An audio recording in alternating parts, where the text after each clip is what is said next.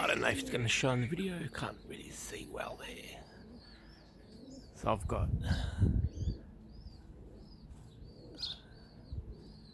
two birds who've been scared shitless from the hawk,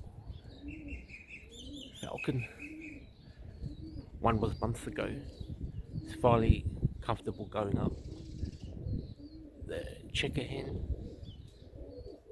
who was lucky enough to come back after hawks,